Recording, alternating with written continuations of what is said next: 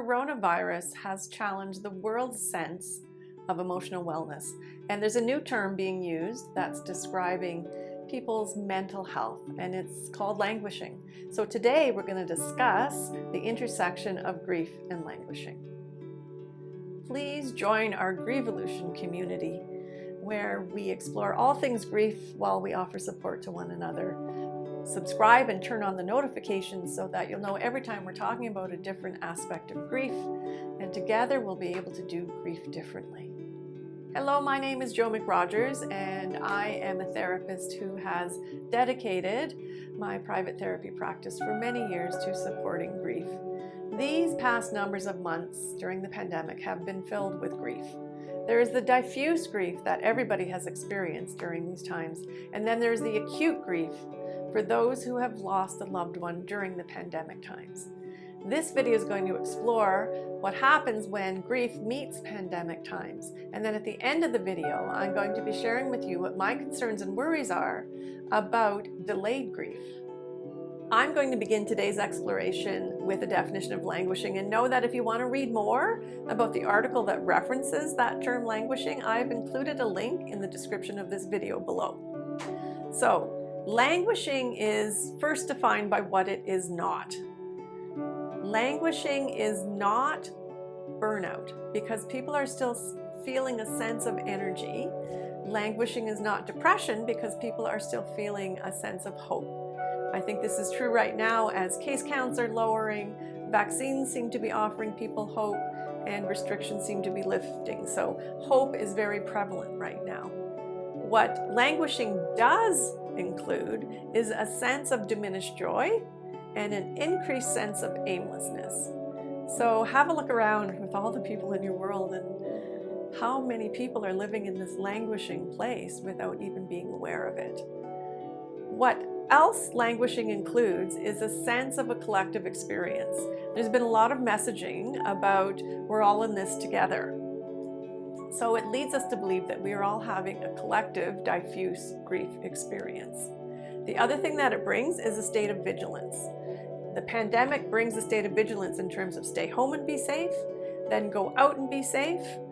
So we are on high alert, and we are working at figuring out how to do that, and everybody's doing this together. Collective experience. The other thing that languishing in a pandemic brings is a sense of an ending. The ending is anticipated, and we are all waiting for that to happen so that we can get back to or into our new normal. So now we're going to explore a definition of grief. The definition of grief that I most often use is the idea of change not by choice. And what that brings are the filters of fear and the filters of lack of control. Grief will bring us a lack of focus. It'll bring us sadness. It'll bring us tears, isolation, a sense of loss of hope. Will we ever feel better again? When can I anticipate this to ever end? I don't feel like it's ever going to end. So what grief leaves us with is a sense that it plays a role in our lives forever, so there is not a sense of ending, and it leaves us with a filter of vulnerability. And the other thing that grief brings us is a sense of such a personal experience. And that's so important to know that nobody else is experiencing your grief or can understand your grief. Even in families that I work with who are both experiencing the grief of the same person that they have loved and lost, their relationship with their grief and their experience of their grief is different. So grief is a very personalized experience. So let's look at what's common between languishing during a pandemic and grief. The commonalities start with probably emotional dysregulation. How do you begin to regulate your emotions when the world feels dysregulated at the same time? It has implications of secondary loss around financial implications. It has career implications. It can have relationship implications. There's decreased motivation, decreased focus, a decreased sense of moving forward, and no familiarity in terms of how to do this. So now we're going to look at what happens when languishing and grief intersect. Grief needs to be witnessed in real time. because it doesn't just pause. It doesn't just wait. What grief does is it lurks, and that's dangerous. The pandemic has hijacked individual grief responses. Many sources of ritual, celebrations of life, mourning, honoring, gathering together, touching, hugging have been unavailable. Our sense of community has been eliminated when we're talking about grief. The other thing that really is important to note is that everybody is taxed right now. Whether they've experienced the loss of a loved one or not, people are at their maximum. And I have heard countless times through supporting people in their grief that they don't feel like they can reach out to their normal, natural support system because they know everybody else has got stuff going on. Everybody is hesitant to ask for more support while everybody is navigating this pandemic. One of the things that we look for when we are doing our grief work are some signs of normalcy. What makes me feel normal? But if you're reaching for that during a global pandemic, then that is out of your reach. That is not going to be accessible. That is a normal task of grief, but the answers are not available during a pandemic.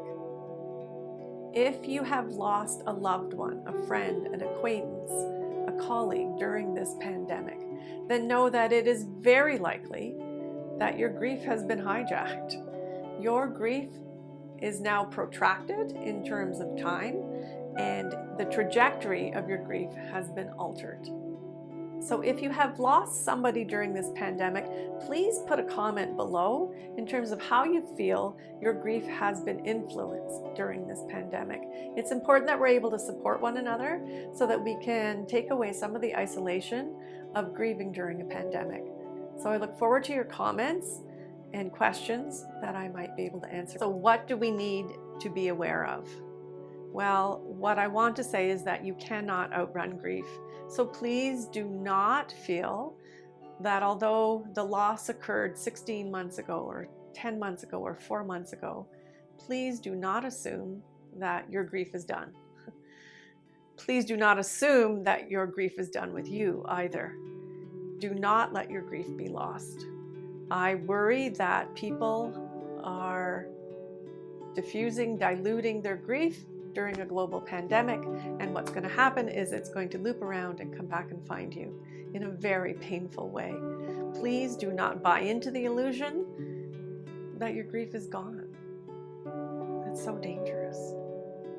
There are many of us that have grief awaiting us. I myself have a couple of distant family members, the loss of a really lovely man who was murdered, a very good friend who I love very much. We have yet to be able to acknowledge the importance of those people in our lives. We're awaiting celebrations of life, and I've had many people say now, I'm wondering if it's even worth having the celebration of life. It feels like so long ago. Do I still gather people together? And my heart tells me to support people in saying something needs to happen, because your grief is real and what happened to you is important enough that it needs to be acknowledged and recognized. So please do not buy into that illusion that the grief is gone because it's been a pandemic. Beware the emotional whiplash of delayed grief. So please always be kind to yourself when you're doing your grief work. Always kind thoughts, kind words, and a kind heart. And if you would wish to learn more about the symptoms of grief, feel free to watch this video next that talks about how grief manifests in us physically, emotionally. And know that your grief awaits you. You cannot outrun your grief. So please be prepared to do some delayed grief work as this pandemic comes to an end. Thank you. Always take good care.